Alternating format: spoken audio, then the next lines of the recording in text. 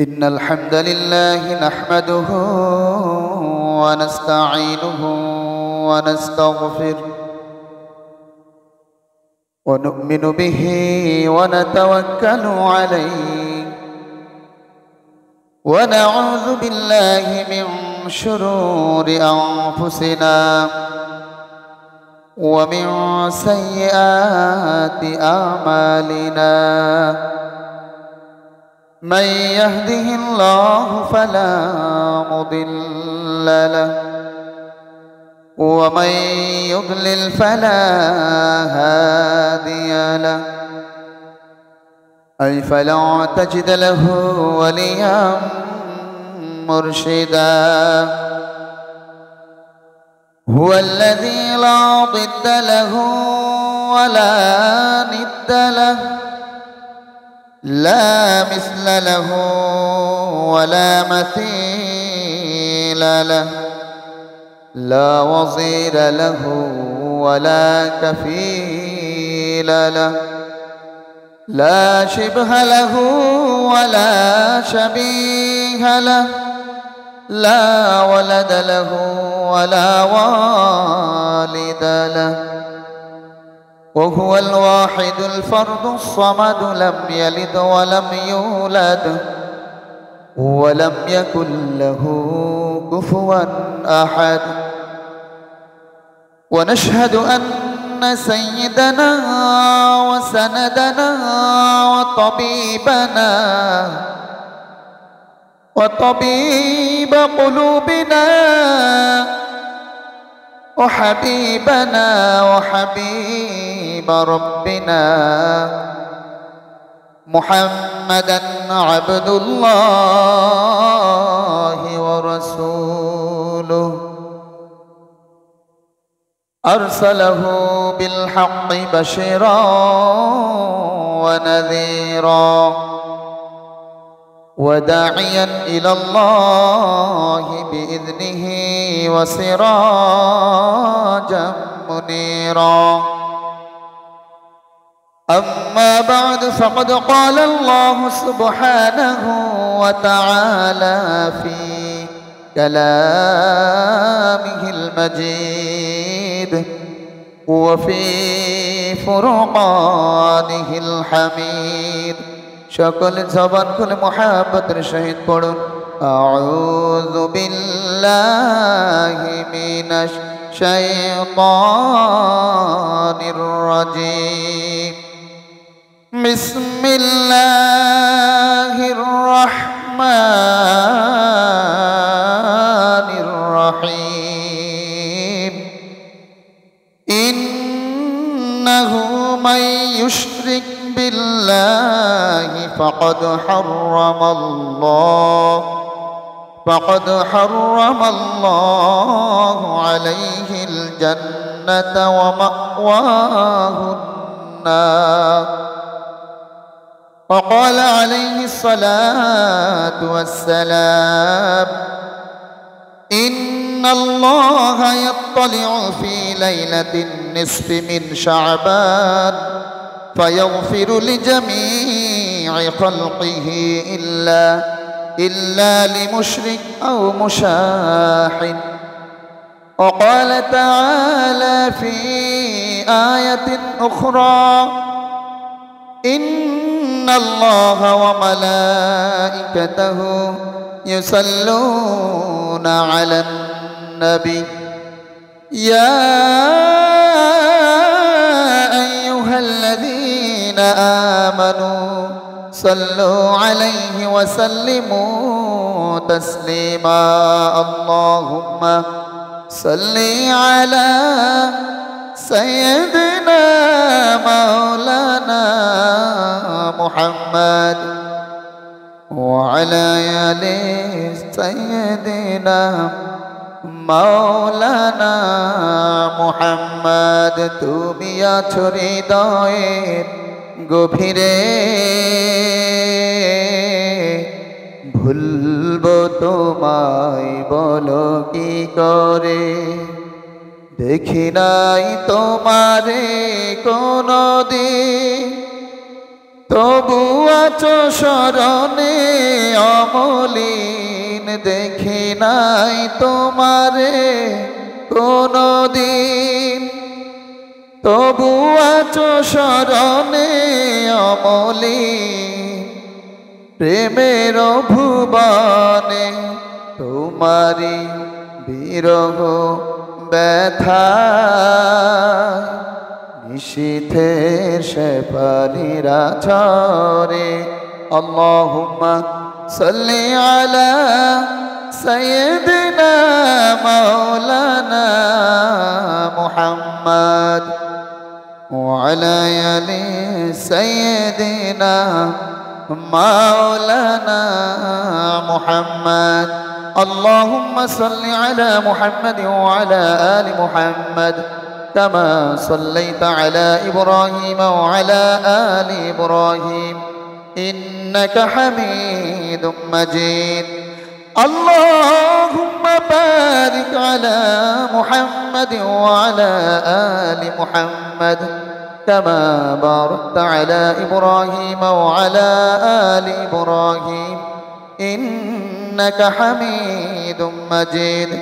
لا إله إلا الله، لا إله إلا الله، لا إله إلا الله، لا إله إلا الله محمد رسول الله صلى الله عليه وسلم. আলহামদুলিল্লাহ। সম্মানিত উপস্থিতি, ব্রাদার মিল্লাত মসজিদ কমিটির সম্মানিত সভাপতি, সম্মানিত মুসলিম ইকরাম, মুরব্বিয়ান আযম, প্রাণপ্রিয় যুবক ভাইয়েরা, পর্দার অন্তরালে মা ও বোনেরা, সবাইকে জানাচ্ছি আন্তরিক মোবারকবাদ, সালাম। আসসালামু আলাইকুম ওয়া রাহমাতুল্লাহি ওয়া বারাকাতুহু। রব্বে কারীমের দরবারে লাখো কোটি শুকর সুজুদ প্রকাশ করছি যে রব্বুল আলামিন ইজ্জতুল জালাল আমাদেরকে গত জুমাবার থেকে আজকে জুমাবার পর্যন্ত, গত শাবান থেকে এই বছরের এই শাবান মাস পর্যন্ত আমাদের হায়াতকে দীর্ঘায়িত করেছেন। সে রব্বুল আলামিন ইজ্জতুল জালালের দরবারে আমাদের হৃদয় নিংড়ানো ভালোবাসা সবটুকু উজাড় করে দিয়ে কালিমাত শুকর আদায় করছে। আলহামদুলিল্লাহ। রব্বানা লাকাল হামদ হামদান কাসীরান طيبا مباركا فيه يا ربي لك الحمد كما ينبغي لجلال وجهك وعظيم سلطانك لك الحمد بالإسلام لك الحمد بالقرآن لك الحمد بالإيمان. আমরা প্রশংসা করলাম কার? সব সময় প্রশংসা করব কার? কম কম না বেশি বেশি? যত কাজকর্ম আছে আমাদের নিঃশ্বাস যতদিন থাকবে ততদিন পর্যন্ত, শেষ নিঃশ্বাস পর্যন্ত প্রতিটা নিয়ামতের শুকরিয়া আমাদের করতে হবে। রব্বুল আলামিন আমাদের এই নিয়ামত সম্পর্কে জিজ্ঞাসা করবেন, আমাদের নিয়ামত পেয়ে আমরা কতটুকু শুকর গুজারি হয়েছি, শুকর গুজার করেছি আমরা। আল্লাহ রাব্বুল আলামিন ইজ্জতুল জালাল প্রশ্ন করবেন, সুম্মা লা তুসআলুন্না ইয়াওমা ইযিন আনিন নাঈম। জিজ্ঞাসিত হব আমরা। প্রিয় উপস্থিতি, এমন একটি মহিমান্বিত মাস, খুবই গুরুত্বপূর্ণ একটি মাস, রজব মাসের পরের মাস এবং সাইয়্যিদুশ শুহুর রমাদান মাসের পূর্ববর্তী মাস। যেই মাসে বান্দা একটু বেশি গাফেল থাকে, অথচ আল্লাহ রাসূল সবচাইতে বেশি নফল ইবাদত এই শাবান মাসে করতেন। কোমর বেঁধে নামতেন, কোমর বেঁধে কোমর শক্ত করে নামতেন ইবাদত করার জন্য। সবচাইতে বেশি রোজা রাখতেন, নফল রোজা এই শাবান মাসে।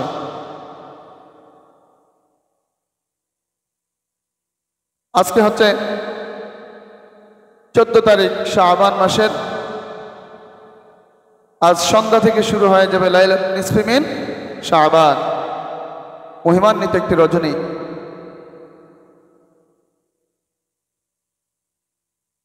শাবান মাসের প্রত্যেকটা রজনী আল্লাহর কাছে গুরুত্বপূর্ণ, প্রতিটা দিনই গুরুত্বপূর্ণ।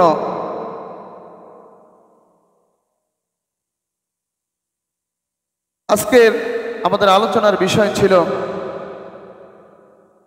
লাইলাতুন নিসফি মিন শাবান সম্পর্কে, এর ফজিলত সম্পর্কে, এই সম্পর্কে বাড়াবাড়ি এবং ছাড়াছাড়ি এই সম্পর্কে কি কি আমল করব আর কি কি বর্জন করব এই লাইলাতুন নিসফি মিন শাবান কে উদ্দেশ্য করে, সে সম্পর্কে আজকে আমরা আলোকপাত করব ইনশাআল্লাহ। প্রিয় উপস্থিতি,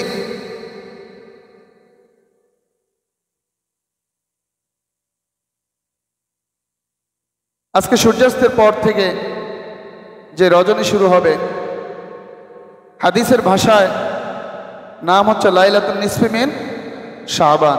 লাইলাতুন নিসফি মিন শাবান,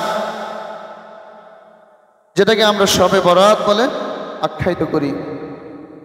লাইলাতুল বারাত বলা হয় আরবি ভাষায়। অথচ এই শবে বরাত কিংবা লাইলাতুল বারাত কোনোটাই হাদিস শরীফে নেই, কোরআনেও নাই। তো নাই বিদায় যে আমরা বলতে পারবো না এমনটা নয়, এটা হচ্ছে একটা পরিভাষা।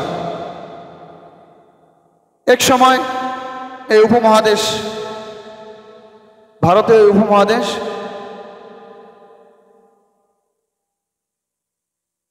পার্সি ভাষার ব্যবহার ছিল। যখন মোগলরা শাসন করত এই দেশ, এই উপমহাদেশ, তখন এমন অসংখ্য শব্দ পরিভাষা আমাদের ভাষার সাথে মিশে গিয়েছে, যে ভাষাগুলো আমরা সচরাচর বাংলা ভাষা হিসেবে ব্যবহার করি। আমরা নামাজ বলি, রোজা বলি, বেহেশত দোজক বলি, এই সবগুলোই হচ্ছে পার্সি ভাষা, কোনোটাই আরবি ভাষা নয়, বাংলা ভাষাও নয়। কাজেই এই শবে বরাত, সব মানে হচ্ছে রাত, আর বরাত মানে হচ্ছে মুক্তি। বারাতুন, মুক্তি, মুক্তির রজনী। এখন কেউ যদি বলে যে এটা বেদাত, শবে বরাত বলা বেদাত, না, এই পরিভাষা বলা বেদাত না। আপনি তাহলে নামাজকে বেদাত বলেন, তখন তো ঠিকই বলতে পারেন নাকি? রোজাকে বেদাত বলেন। এক শ্রেণীর মানুষের কিছু অ্যালার্জি আছে শবে বরাত শব্দ নিয়ে। না, শবে বরাত শব্দ নিয়ে কোনো অ্যালার্জি রাখা যাবে না। এর আমল নিয়ে যদি বাড়াবাড়ি করা হয়, সেটা নিয়ে অ্যালার্জি করার দরকার আছে। কাজেই শব্দ বা পরিভাষা আপনি যেভাবেই বলেন না কেন, আপনি বাংলায় বলেন যে শাবানের, মধ্য শাবানের রজনী, অর্থাৎ শাবান মাসের যে 15 তারিখ, 15 তারিখ রজনী, 14 তারিখ দিবাগত রাত, মধ্য শাবানের রজনী বলেন, আপনি সমস্যা নাই। আপনি শবে বরাত বলেন, লাইলাতুল বরাত বলেন, অথবা হাদিসের ভাষায় লাইলাতুন নিসফি মিন শাবান বলেন, কোনো সমস্যা নাই। এগুলো হচ্ছে পরিভাষা। তো কোরআন কি বলে লাইলাতুন নিসফি মিন শাবান সম্পর্কে? কোরআনের স্পষ্ট কোনো দলিল নাই। কোরআনে কোনো লাইলাতুন নিসফি মিন শাবান সম্পর্কে কোনো দলিল নাই। আছে লাইলাতুল কদর সম্পর্কে। কি সম্পর্কে? লাইলাতুল কদর সম্পর্কে, যেটা রমাদানের শেষ দশকের যে কোনো বেজর রজনীতে কোরআন নাজিল হয়েছিল, যে রজনীতে। তো তার মানে কি একেবারেই গুরুত্ব নাই এই লাইলাতুন নিসফি মিন শাবানের? না, গুরুত্ব অবশ্যই আছে। আল্লাহ রাসূলের হাদিসের দিকে যদি আমরা লক্ষ্য করি, হাদিসে এর উল্লেখ পাওয়া যায়। তবে এই সম্পর্কে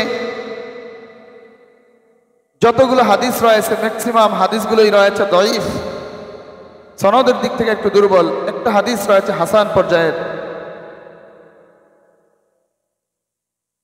তো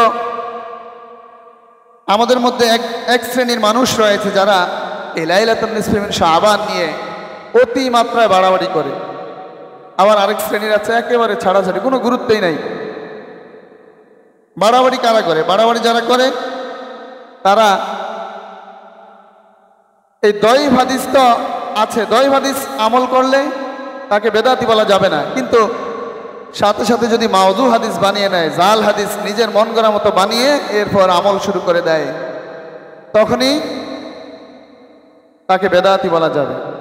মাউযু হাদিস কেমন? যেমন বর্ণনা করে যে এই রাতে গোসল করে চুল মুছা যাবে না, চুল থেকে যতগুলো পানি ঝরে পড়বে সব গুনাহ ওইভাবে মাফ হয়ে যাবে। এগুলো হচ্ছে বানানো। অথবা হালুয়া রুটি ইচ্ছে মতো বানানো, ইচ্ছে মতো আতশবাজি করা, অথবা খুব ভালো খাবার খাওয়া, এটা মনে করে যে আজকে রাতে যদি ভালো খাবার খাই সারা বছর ভালো খাবার খেতে পারবো, যে আল্লাহ ভাগ্যে লিখে দেবে সারা বছর এরকম খাবার। এরকম বানিয়ে বানিয়ে কিছু হাদিস বর্ণনা করা। অথবা সারা বছর দান সাদাকা না করে ফকির মিসকিনকে এই রাতে, অর্থাৎ এই রাতকে উদ্দেশ্য করে শুধু এই রাতেই দান সাদাকা করা, সারা বছর না করে। ওই আজিমপুর গোরস্থানে গেলে পাওয়া যায়, সিরিয়াল লেগে যায়, শাহ আলী মাজারের দিকে গেলে পাওয়া যায়। অর্থাৎ এমন একটা অবস্থা। তো বাড়াবাড়ি করা যাবে না, ইসলাম বাড়াবাড়ি সমর্থন করে না। এই বাড়াবাড়ি আমল করতে গিয়ে তারা শিরকে লিপ্ত হয়। কিসে লিপ্ত হয়? শিরকে লিপ্ত হয়। মাজারে গিয়ে মাজারকে সাজিয়ে গুজিয়ে মাজারে গিয়ে সেজদা মেরে দেয়। অথচ এই রাতের মুক্তি পাবে কারা? আল্লাহ রাসূল, আল্লাহ তাআলার পক্ষ থেকে মুক্তি হচ্ছে সব মানুষদের জন্য, শুধুমাত্র শিরক যারা করে এবং যাদের অন্তরে হিংসা বিদ্বেষ রয়েছে, এই দুই শ্রেণীর মানুষ ব্যতীত সবাইকে আল্লাহ তাআলা মাফ করবেন। আপনি যদি ঘুমিয়েও থাকেন তাও আপনি এই বেনিফিট পেয়ে যাবেন। যদি ফজর নামাজ জামাতে পড়েন, এশার নামাজ জামাতে পড়েন, ঘুমিয়ে থাকেন, তাও আপনি এই বেনিফিট পেয়ে যাবেন আল্লাহ তাআলার পক্ষ থেকে। কাজেই বাড়াবাড়ি যারা করে, তাহলে বাড়াবাড়ি করা যাবে? বাড়াবাড়ি করা যাবে না। আবার ছাড়াছাড়ি কোনো গুরুত্ব নাই, ফজিলত নাই। অর্থাৎ এই সংক্রান্ত যে এই যে হাসান পর্যায়ের হাদিস আছে এটাও অস্বীকার করে, কিছু দয়ীফ হাদিস আছে সেটাও অস্বীকার করে। আবার মুসলমানরা যে আমল করবে, একটু আমল করবে শাবান মাস হিসেবে, অন্তত যেহেতু আল্লাহ রাসূল শাবান মাসে দিনে রোজা রাখতেন, আবার রাতে ইবাদত করতেন, দাঁড়িয়ে দাঁড়িয়ে সালাত আদায় করতেন, কোরআন তেলাওয়াত করতেন, যে ইবাদত করতেন, এটাও কেউ তারা অস্বীকার করে। ওই টকশো গরম করে, টকশোতে বসে বসে এর বিরুদ্ধে কথা বলে। যেই টাইমে মানুষ কিছুটা হলো ইবাদত করত, তাদেরকে ইবাদত থেকে টেনে হিঁচড়ে নিয়ে যায়। শুধু ইবাদত থেকে কিভাবে তাদেরকে গাফেল করানো যায়, এটা হচ্ছে তাদের ধান্দা। এক সময় তাদের চিন্তা ছিল যে তারাবির নামাজ 8 রাকাত আছে না, এরকম প্রচার করে তারাবির নামাজ 8 রাকাত, অথচ 20 রাকাতের যে হাদিস আছে সেটা তারা অস্বীকার করে। এরপর 8 রাকাত থেকে আবার 4 রাকাত নিয়ে আসছে, এরকম আছে কিছু 4 রাকাত পড়লেই হবে, আবার কিছু আছে যে না পড়লেও হবে। তো এভাবে মানুষকে আমল থেকে সরিয়ে নেওয়া, আমল থেকে সরিয়ে নেওয়া। কাজেই আমরা এসেছি ইবাদত করার জন্য, ওমা খালাকতুল জিন্না ওয়াল ইনসা ইল্লা লিয়াবুদুন, ইবাদত করার জন্য বান্দাকে প্রেরণ করা হয়েছে দুনিয়ার জমিনে। জিন এবং ইনসান জাতিকে সৃষ্টি করা হয়েছে মূলত ইবাদত করার জন্য। তো এরকম ছাড়াছাড়ি করা যাবে? একেবারে কোনো গুরুত্ব নাই, বাড়াবাড়িও না, ছাড়াছাড়িও না। আমরা মধ্যম পন্থা, ইসলাম মধ্যম পন্থাকে সমর্থন করে। যারা ইবাদত করতে চায় তারা করুক না, যারা একটু কম ইবাদত করতে চায় তারা করুক, আপনি তাকে বাধা দেওয়ার কে? এই আমলগুলো হচ্ছে একান্তে আমল, অর্থাৎ দলবদ্ধ আমল নয়। এই সমস্ত রাতের ইবাদতগুলো একাকী নীরবে নিবৃত্তে রবের কাছে নিজেকে সমর্পণ করে দিয়ে সে আমল। কাজেই হাদিসের মূলনীতি আমাদের বুঝতে হবে। 3টা ক্যাটাগরিতে হাদিস রয়েছে। সহিহ হাদিস, 6 লক্ষ হাদিস থেকে বাছাই করে 7563টি সহিহ হাদিস রয়েছে, যে হাদিসগুলোর মধ্যে এর কম বেশি হতে পারে কিছু। তো রাবি যে হাদিসগুলো ব্যবহার হয় মূলত আকীদা বিষয়ক যে সমস্ত দলিল প্রয়োজন হয় আকীদার ক্ষেত্রে, আকীদা বিশ্বাস বাস্তবায়নের ক্ষেত্রে, এই সমস্ত আমলের ক্ষেত্রে সহিহ হাদিস ব্যবহার হয়।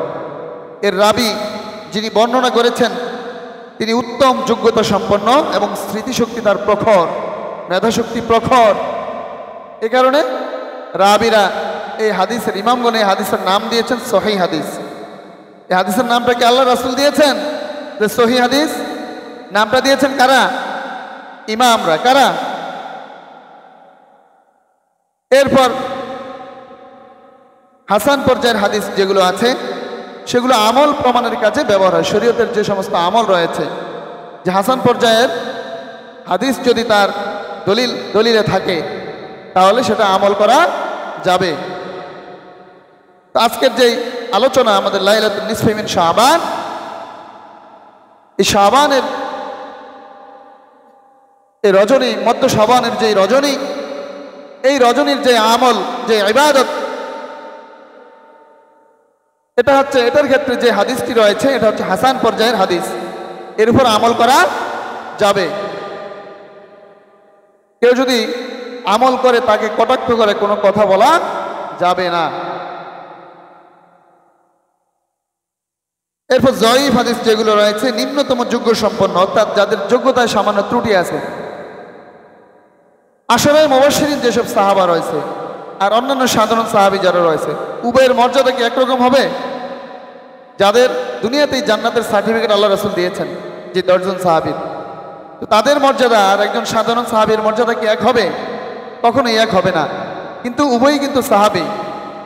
কাজেই এরকম সাহাবীর ক্ষেত্রে, পরবর্তী তাবিঈর ক্ষেত্রে যারা সাহাবী থেকে হাদিস বর্ণনা করেছেন শুনে শুনে, তো তাদের মধ্যেও যদি কোনো যোগ্যতায় ত্রুটি থাকে কিন্তু হাদিসটি আল্লাহ রাসূলের, তাদের কাজকর্মে কোনো বিতর্ক রয়েছে, তো এই ধরনের রাবীর থেকে বর্ণিত হাদিস হচ্ছে জয়ীফ হাদিস, যেগুলোর ফজিলত প্রমাণের কাজে ব্যবহার হয়। যে এই হাদিসটি দ্বারা যে বিষয়টি বর্ণনা করা হয়েছে এটার ফজিলত রয়েছে, ফজিলত অস্বীকার করা যাবে না। তো অসংখ্য এরকম জয়ীফ হাদিস রয়েছে।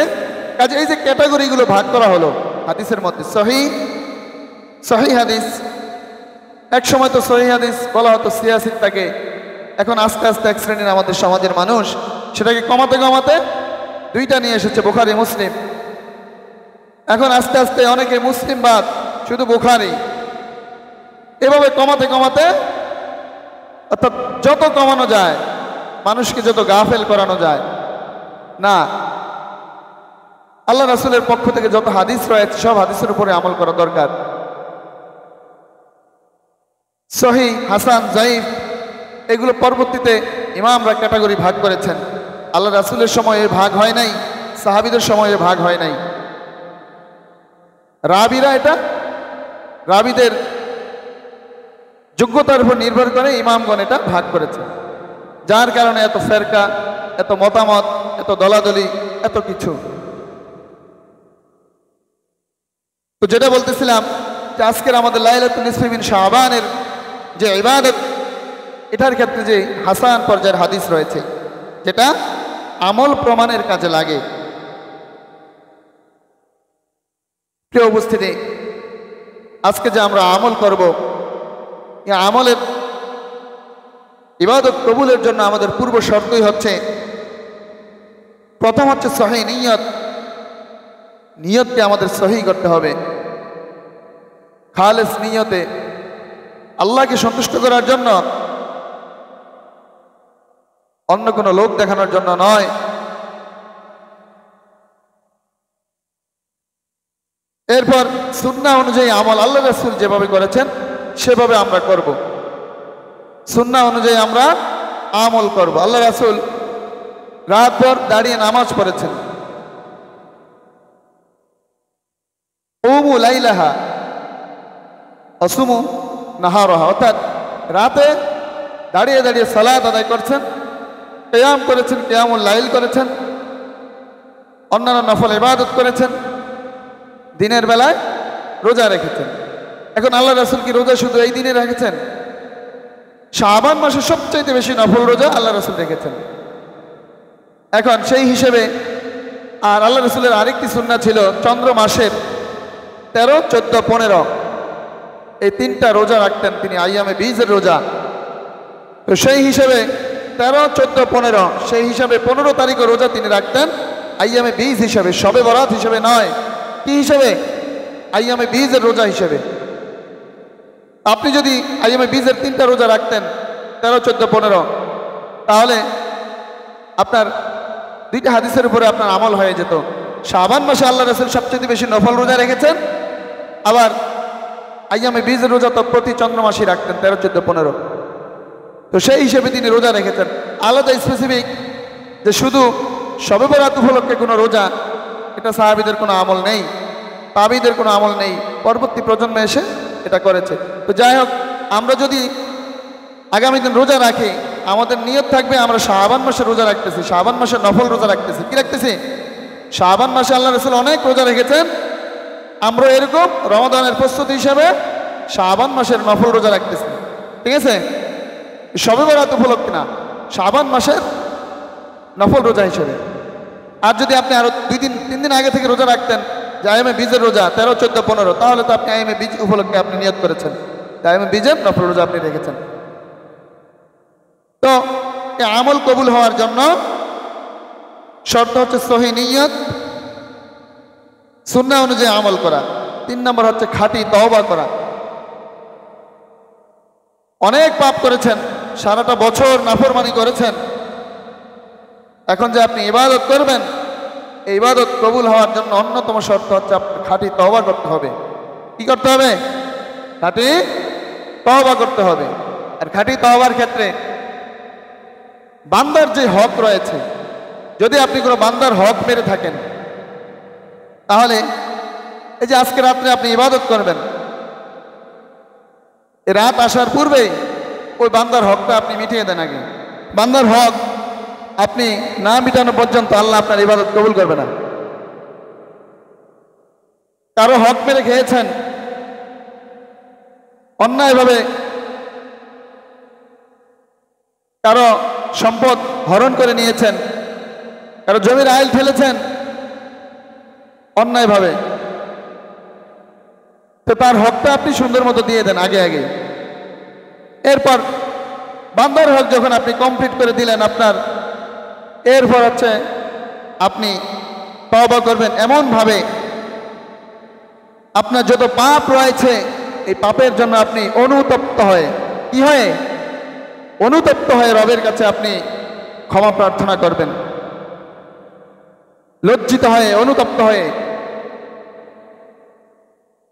জীবনে আর এই পাপ আপনি কখনো করবেন না, এই চিন্তা নিয়ে আপনি তওবা করবেন যে রব আল্লাহ, জীবনে অনেক গুনাহ করেছি, আজকে এই লাইলাতুন নিসফ মিন শাবানের রজনীতে তোমার কাছে প্রার্থনা করছি,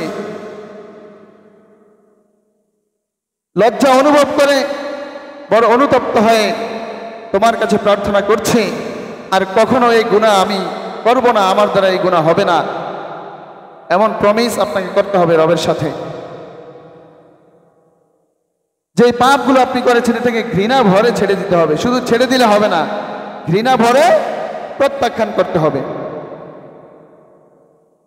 যে এই পাপ আমার দ্বারা কখনো হবে না, এই পাপ আমি করেছি, আমি একজন মুমিন বান্দা, আল্লাহ তাআলা আমাকে ঈমানদার হিসেবে কবুল করেছেন, আকবার শিরক থেকে বাঁচিয়েছেন, বড় শিরক থেকে বাঁচিয়েছেন, আমার দ্বারা এই গুনাহ হতে পারে না। কাজেই লজ্জিত হয়ে, অনুতপ্ত হয়ে, ঘৃণা ভরে পাপ কাজগুলো ছেড়ে দিয়ে আপনি তওবা করবেন, খালিস নিয়তে আপনি তওবা করবেন। এরপর তাহলে আমাদের যে আয়াতে কারিমা, আল্লাহ রাব্বুল আলামিন 2 শ্রেণীর বান্দাকে এই রজনীতে ক্ষমা করেন না। শুরুতে যে আয়াতে কারিমা তেলাওয়াত করেছিলাম শিরক সম্পর্কে, তার এক নম্বর হচ্ছে যারা শিরক করে, যারা শিরক করে। শিরক বিভিন্নভাবে হয়। আল্লাহ তাআলার জাতের সাথে, উলুহিয়াতের সাথে, রুবুবিয়াতের সাথে শিরক হয়। এমনিতে প্রকাশ্যে যে শিরক, ইসলাম ধর্ম ব্যতীত অন্য যত ধর্ম রয়েছে সকল ধর্মেই কোনো না কোনোভাবে শিরক ঢুকে রয়েছে। আকবারুশ শিরক, যেগুলো বড় ধরনের শিরক। আবার নামে ইসলাম ধর্ম পালন করেও আমাদের মধ্যে এক শ্রেণীর মানুষ যাদের মধ্যে শিরকের বীজ লুকিয়ে রয়েছে, তারাও এই আকবারুশ শিরকের মধ্যে অন্তর্ভুক্ত। কাজেই এই শিরকারীদের ব্যাপারে আল্লাহ রাব্বুল আলামিন সূরা মায়েদায় ঘোষণা করলেন, ইন্নাহু মান ইউশরিক বিল্লাহ, নিশ্চয় যারা আল্লাহ তাআলার সাথে শিরক করে, ফাকাদ হারামাল্লাহু আলাইহিল জান্নাহ, আল্লাহ তাআলা তাদের জন্য জান্নাত হারাম করে দেন। জান্নাত হারাম, যারা আল্লাহ তাআলার সাথে শিরক করে তাদের জন্য আল্লাহ তাআলা জান্নাত হারাম করে দিয়েছেন। ওয়া মাওয়াহুন নার, তাদের আবাসস্থান হচ্ছে জাহান্নাম। জাহান্নাম তাদের চিরস্থায়ী বাসস্থান। কাজেই ইন্নাল্লাহা লা ইয়াগফিরু আন ইউশরাক বিহি ওয়া ইয়াগফিরু মা দুনা যালিকা লিমান ইয়াশা, আল্লাহ তাআলা বান্দার সকল গুনাহ ক্ষমা করতে পারেন, ক্ষমা করেন, কিন্তু শিরকের গুনাহ আল্লাহ তাআলা ক্ষমা করেন না। দুনিয়ার জমিনে আপনি কোনো কিছু নিজে বানিয়েছেন, ধরেন আপনি একটা রোবট বানিয়েছেন, রোবট আপনার কথা মতো চলে না, উল্টো দিকে যায়, কোনো যান্ত্রিক ত্রুটির কারণে হোক বা যেভাবেই হোক। তো কিছুক্ষণ পর আপনি সেটাকে ভেঙে ঘুরিয়ে দেবেন। আপনার রাগ, ক্রোধ তার উপরে যে আমি বানিয়েছি, আমার মতো চলে না। আল্লাহ রাব্বুল আলামিন ইজ্জতুল জালাল আপনাকে এত এত নিয়ামত দিয়ে বানিয়েছেন, এখন আপনি তার সাথে শিরক করছেন, তাকে বাদ দিয়ে অন্য কারো কাছে প্রার্থনা করছেন, অন্য কাউকে সেজদা করছেন, অন্য কারো কাছে সাহায্য চাইছেন। আল্লাহ তাআলা কত দয়া, এরপরও আল্লাহ তাআলা আপনাকে রিজিক দিয়ে যাচ্ছেন, দুনিয়ার আলো বাতাস দিয়ে যাচ্ছেন, সুযোগ দিচ্ছেন আপনাকে, আপনি তওবা করে ফিরে আসেন। কাজেই এই লাইলাতুন নিসফি মিন শাবান সম্পর্কে আল্লাহ রাসূলের ঘোষণা, ইন্নাল্লাহা ইয়াত্তালিউ ফি লাইলাতিন নিসফি মিন শাবান ফায়াগফিরু লিজামিই খালকিহি ইল্লা লিমুশরিকিন আও মুশাহিন, নিঃসন্দেহে নিশ্চয় আল্লাহ তাআলা ইয়াত্তালিউ ফি লাইলাতিন নিসফি মিন শাবান, লাইলাতুন নিসফি মিন শাবানের রজনীতে লিজামিই খালকিন ফায়াগফিরু লিজামিই খালকিহি, দুনিয়ার সমস্ত সৃষ্টির প্রতি তার রহমতের, তার ক্ষমার দৃষ্টি নিক্ষেপ করেন। ইল্লা লিমুশরিকিন, মুশরিক ব্যতীত, মুশাহিন, অন্তরে বিদ্বেষ লালন করে এমন বিদ্বেষকারী ব্যতীত, মুশরিক এবং অন্তরে যাদের বিদ্বেষ রয়েছে, হিংসা বিদ্বেষ রয়েছে, তাদের ব্যতীত অন্য সকল সৃষ্টির প্রতি আল্লাহ তাআলা ক্ষমার দৃষ্টিতে তাকান এবং ক্ষমা করে দেন।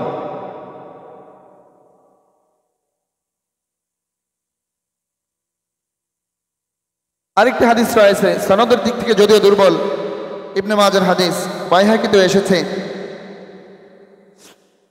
আল্লাহ রাসূল ঘোষণা করেছেন, ইন্নাল্লাহা তাআলা ইয়ানজিলু ফীহা লিগুরুবিশ শামস ইলা সামাঈদ দুনিয়া ফায়াকুলু আলা মিন মুস্তাগফিরিন ফাগফির লাহু আলা মিন মুস্তারজিকিন ফাআরযুকহু আলা মিন মুবতালিয়ান ফাওয়াফিয়াহু আলা কাযা হাত্তা ইয়াতলুল ফাজর, নিঃসন্দেহে আল্লাহ তাআলা ইয়ানজিলু ফীহা লিগুরুবিশ শামসি, সূর্য অস্ত যাওয়ার সাথে সাথে ইলা সামাঈদ দুনিয়া, দুনিয়ার আসমানে অবতরণ করেন।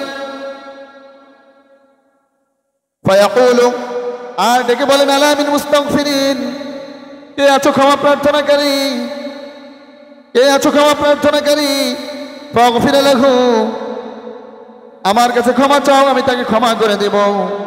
আলা মিন মুস্তারজিকিন, কে আছো রিজিক অন্বেষণকারী, ফারযুকহু, আমার কাছে রিজিক চাও, আমি তাকে রিজিক দান করব।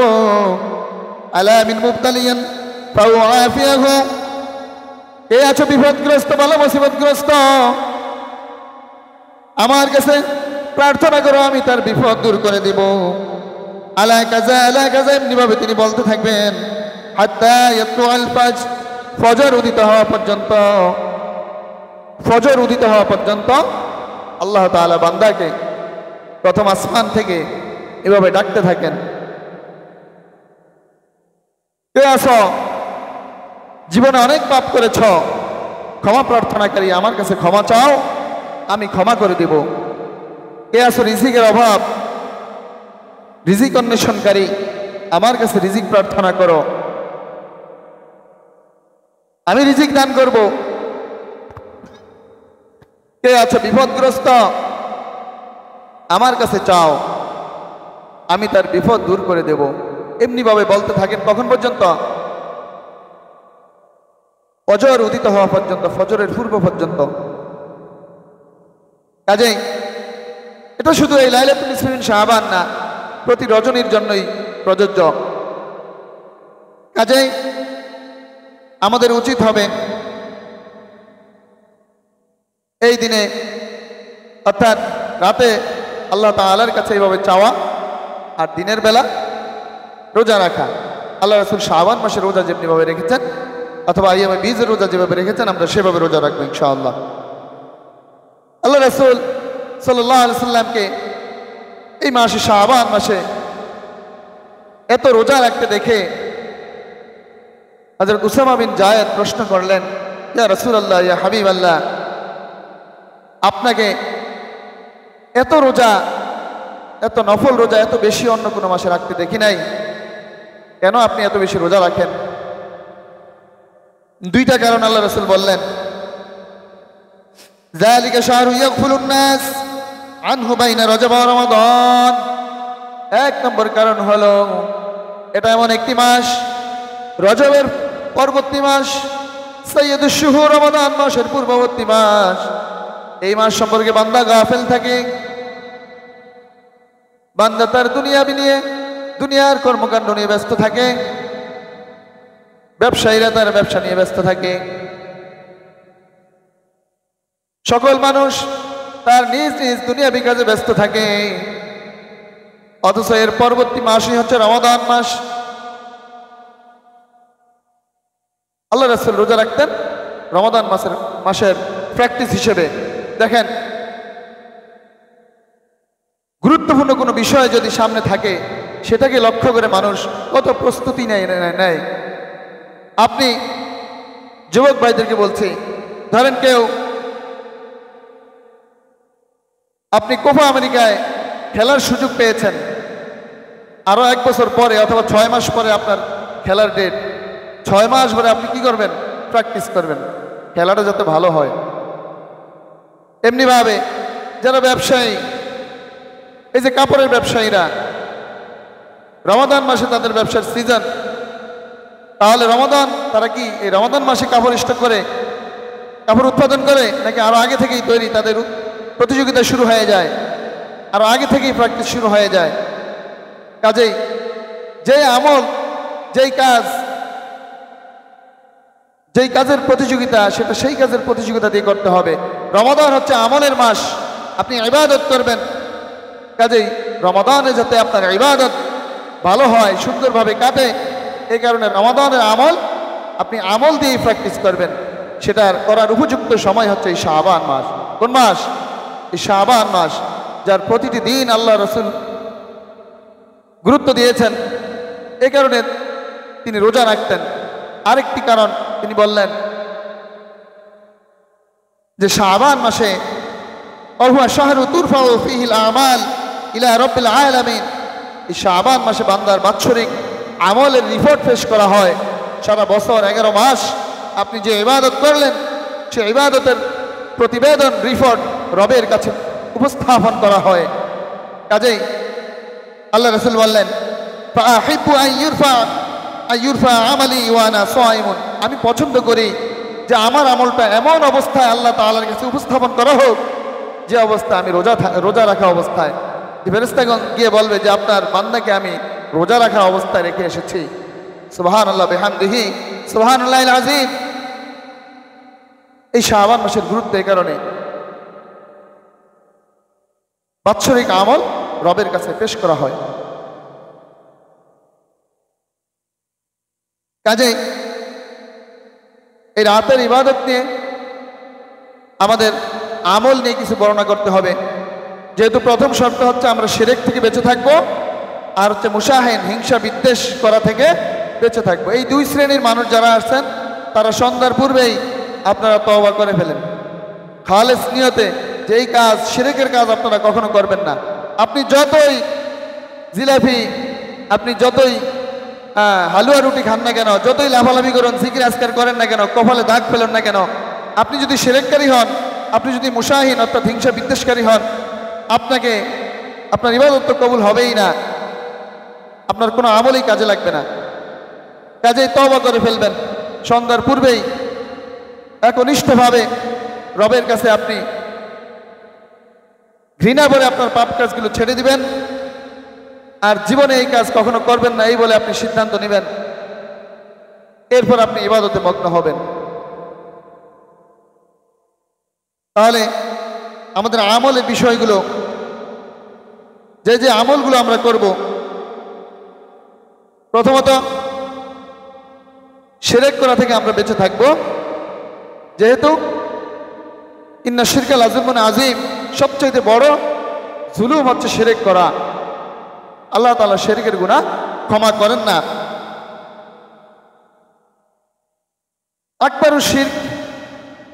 আকবারু শিরক কোনগুলো?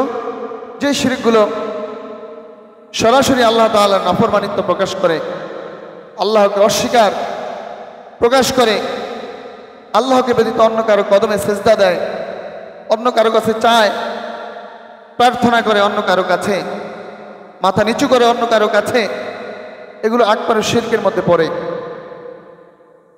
কিছু আছে কথার মধ্যে শিরক, এগুলো থেকে বেঁচে থাকতে হবে।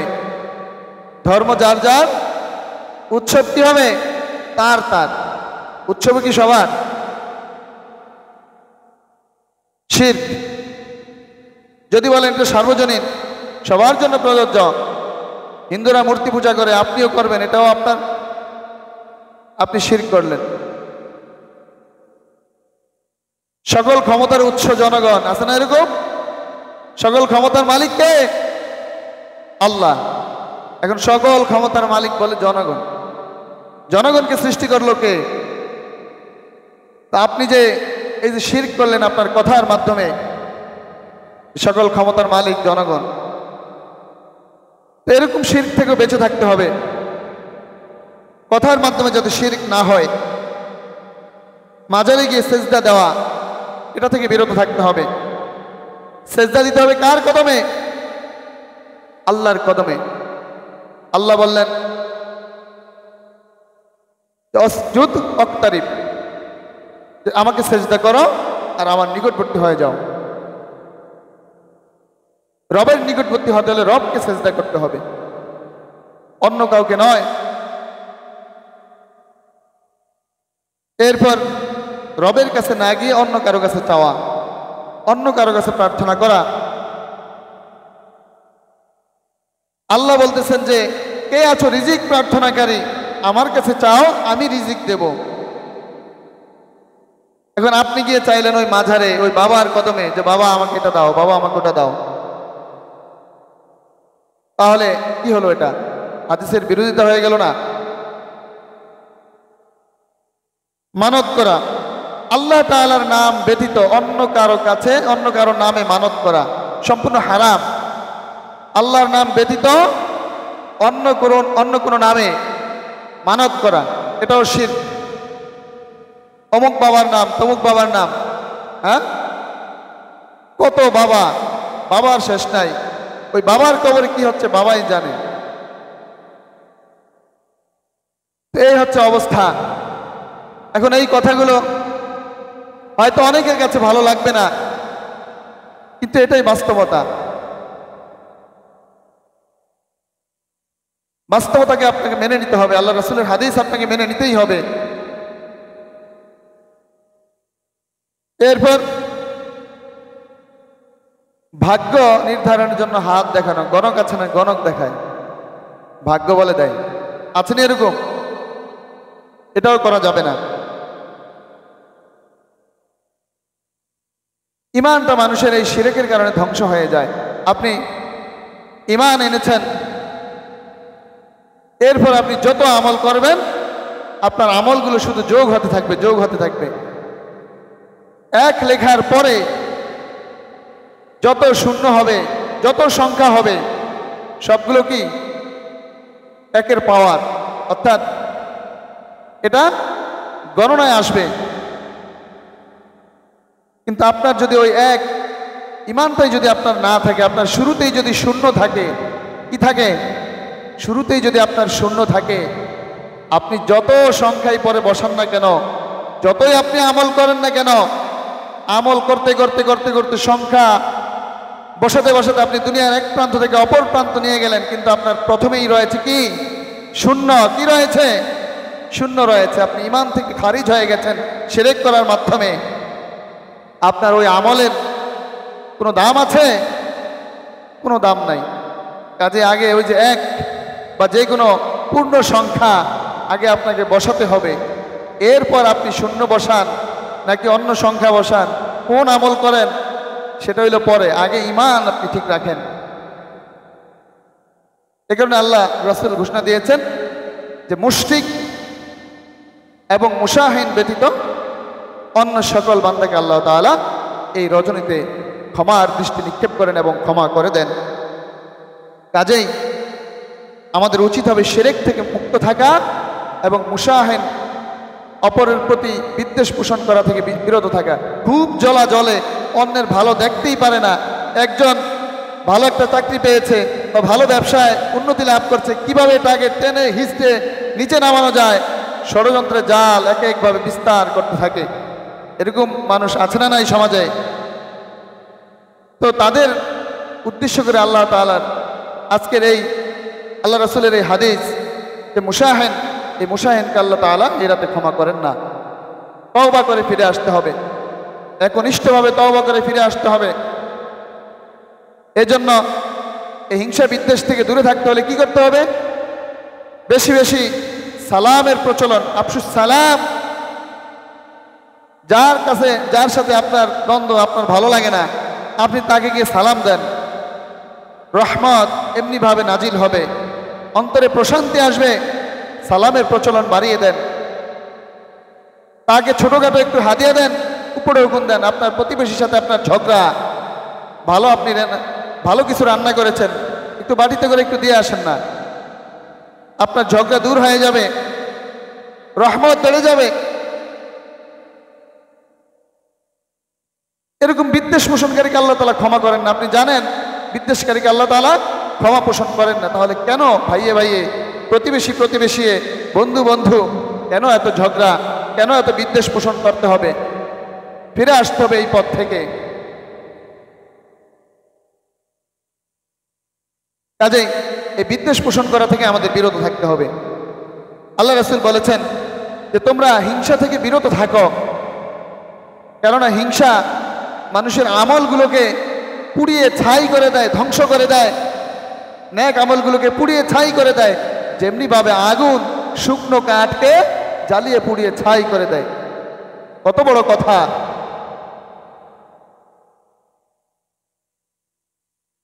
আপনি অনেক নেক আমল করেছেন, কিন্তু আপনার অন্তরের মধ্যে হিংসা, হিংসায় ভরা, আপনার আমলের ওই তলা নাই, তলাবিহীন আমল থাকবে, ওই আমল কি জমা থাকবে? সব বিনষ্ট হয়ে যাবে। কাজেই আমাদের উচিত হবে এই শিরক এবং হিংসা বিদ্বেষ থেকে বিরত থাকা। যারা এর মধ্যে ইতিমধ্যে লিপ্ত হয়ে গিয়েছেন, তারা সন্ধ্যার পূর্বেই খালেস নিয়তে তওবা করে ফেলেন, একনিষ্ঠভাবে তওবা করে ফেলেন। অন্যের হক মেরেছেন, হকগুলো যথাযথভাবে সন্ধ্যার পূর্বেই দিয়ে দেন। এরপর আমাদের কিছু আমলের মধ্যে আরও কিছু আমল রয়েছে যে আমরা এই রাতে যে আমল করব সে আমলের মধ্যে নফল নামাজ আমরা বেশি বেশি আদায় করব। কুমু লাইলাহা, তোমরা রাতের নামাজ অর্থাৎ দাঁড়িয়ে তোমরা ইবাদত করো, রাতের নামাজ কিয়াম করো, কিয়ামুল লাইল করো। অসুমু নাহারা, অর্থাৎ দিনের বেলায় রোজা রাখো।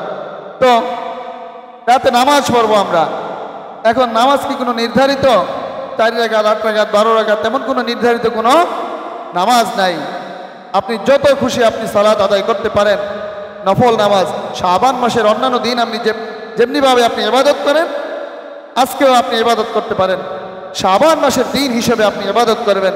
রাতের গুরুত্ব যেহেতু আল্লাহ তাআলা দিয়েছেন, কাজেই আপনি ইবাদত করেন, যত খুশি তত আপনি ইবাদত করতে থাকেন, নফল নামাজ পড়তে থাকেন। 2 রাকাত তাওবার নামাজ আপনি পড়েন না, এমনভাবে 2 রাকাত সালাত আদায় করেন, অন্তরটাকে একনিষ্ঠভাবে খুশুয়ের সাথে বিনয়ী ভাব নিয়ে আপনি দাঁড়িয়ে যান রবের সামনে, স্বাভাবিক নামাজের নাই। রুকু শেষ করে সিজদায় যখন যাবেন, সুবহান রাব্বিয়াল আলা 3 বার 5 বার 7 বার বলার পর ইয়া রাব্বি গফিরলি, অন্তরটাকে কোমল করে দিয়ে, অন্তরটাকে নরম করে দিয়ে, চোখের পানি ছেড়ে দিয়ে রবের কাছে বলেন, ইয়া রাব্বি গফিরলি, এ আমার রব, অনেক পাপ করেছি, তোমার কাছে তওবা করতেছি, আর কখনো এই পাপ করব না। ইয়া রাব্বি গফিরলি, আমাকে ক্ষমা করে দাও। আপনি সেজদা উঠানোর আগেই আল্লাহ তাআলা ক্ষমা করে দেবে। সুবহানাল্লাহি বিহামদিহি, সুবহানাল্লাহিল আযীম। অন্তরটাকে কোমল করে খালিস তওবা, একনিষ্ঠ তওবা করেন, তওবাতুন নাসুহা। যেই তওবার করার পর ওই পাপ আপনি আর কখনো করবেন না, এমন তওবা করে আপনি 2 রাকাত নামাজ পড়েন না। একটু পরে দেখেন না যে আল্লাহ তাআলা আপনাকে হেদায়েতের পথে নিয়ে আসে কিনা। এরপর হাজতের নামাজও পড়তে পারেন। আপনার অনেক কষ্টে আছেন, দুঃখে আছেন, আপনি 2 রাকাত সালাত আদায় করেন, সিজদায় গিয়ে রবের কাছে প্রার্থনা করেন। রব তো বলেছেন যে কে আছো, রিজিকের কষ্টে আছো, আমার কাছে চাও, আমি দেব। রবের কাছে আপনি চান।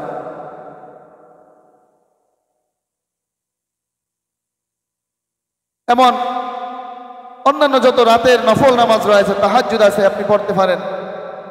সালাতুত তাসবিহ পড়তে পারেন, কিন্তু সালাতুত তাসবিহতে নামাজের মূল যেই খুশু সেটা থাকে না বিদায় অনেক স্কলার, অনেক ইমামগণ যেহেতু এটার ক্ষেত্রে অনেক দয়ীফ হাদিস বেশি, দুর্বল হাদিস বেশি, এই কারণে এটা সমর্থন করেন না। এই কারণে নামাজের মন থাকে না, ওই গণার মধ্যে মন থাকে যে আপনি কখন গণবেন, আপনার সঠিক গণা ঠিক হচ্ছে কিনা। তো নামাজের যে মূল বৈশিষ্ট্য সেটা সালাতুত তাসবিহর মধ্যে থাকে না বিধায় এটাকে অনেকে সমর্থন করেন না। তারপরে যেহেতু একটা হাদিস এটার মধ্যে এসেছে, হাসান পর্যায়ের হাদিস, আল্লাহ রাসূল আব্দুল্লাহ ইবনে আব্বাস রাদিয়াল্লাহু তাআলা আনহু বলেছেন যে, আব্বাস, তুমি প্রতিদিন অথবা প্রতি সপ্তাহে অথবা প্রতি বছর অথবা জীবনে একবার হলে সালাতুত তাসবিহ আদায় করো।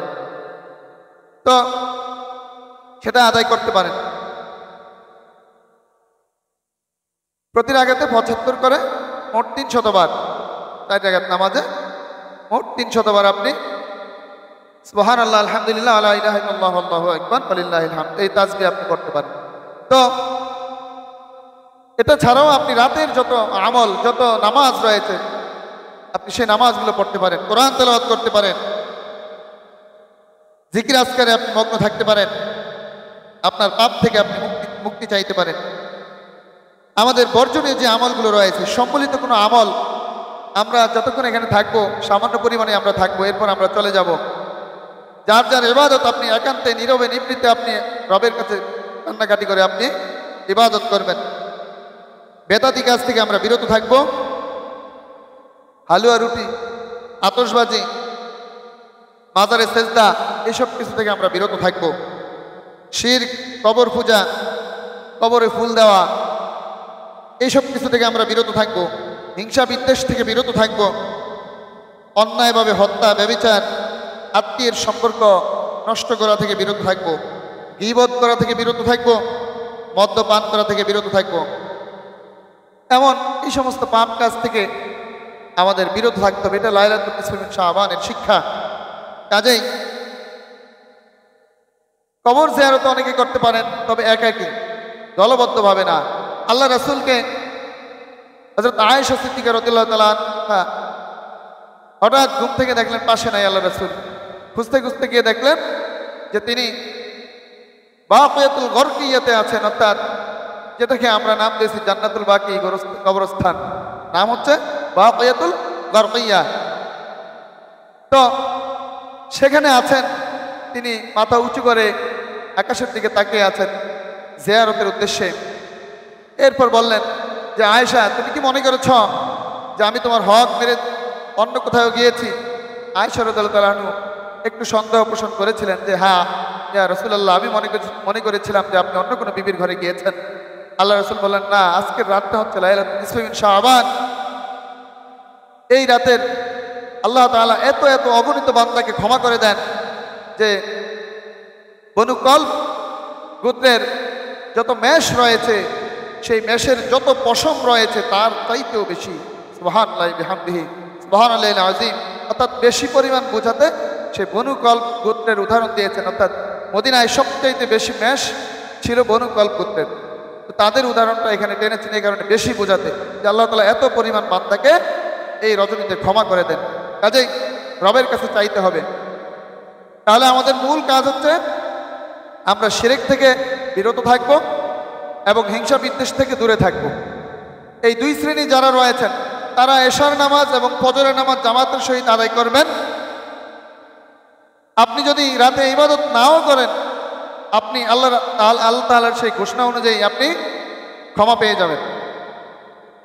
আর যারা অলরেডি হিংসা বিদ্বেষ পোষণের মধ্যে আছেন, শিরকের মধ্যে আছেন, তারা সন্ধ্যার পূর্বেই তওবা করে ফেলেন। বান্দার হক যদি মেরে থাকেন সেই হকটা আদায় করে ফেলেন। এরপর সন্ধ্যার পর খালেস তওবা করে রবের কাছে ইবাদত করেন। আপনিও সেই কাতারে, ক্ষমার কাতারে চলে আসবেন। আল্লাহ তাআলা আমাদেরকে এই লাইলাতুল নিসফি মিন শাবানের